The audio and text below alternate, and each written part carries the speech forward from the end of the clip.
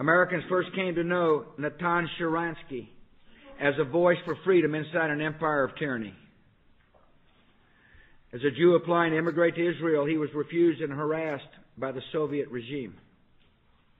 Natan Sharansky became a leading dissident, an advocate for human rights, and after a show trial, he was sentenced to a gulag for 10 years.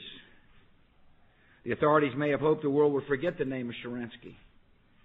Instead, leaders like President Reagan and Ambassador Kirkpatrick spoke often of his persecution.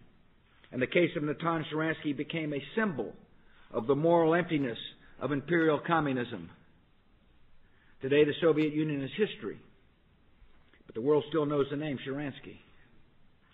As a free man, he's become a political leader in Israel, winning 4 elections to the Knesset and serving more than 8 years in the cabinet.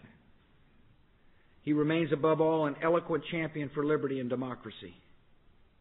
Natan reminds us that every soul carries the desire to live in freedom, and that freedom has a unique power to lift up nations, transform regions, and secure a future for peace.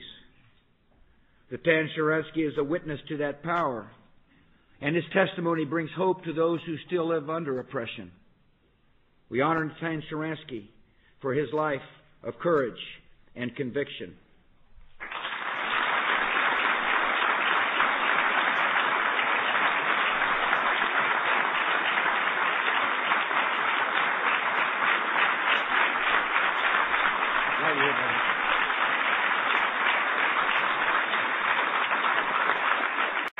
Now the military aide will read the citations for the Presidential Medal of Freedom.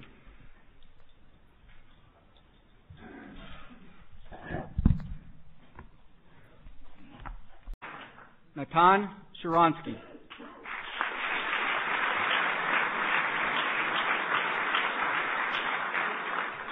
Natan Sharansky's life is a story of good conquering evil and an illustration of the strength of the human spirit.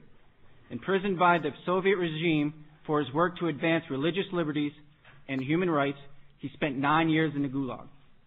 Following his immigration to Israel, he served with distinction in that nation's government. He remains a powerful champion of the principles that all people deserve to live in freedom and that the advance of liberty is critical to peace and security around the world. The United States honors Natan Sharansky for his contributions to and sacrifices for the cause of democracy and freedom.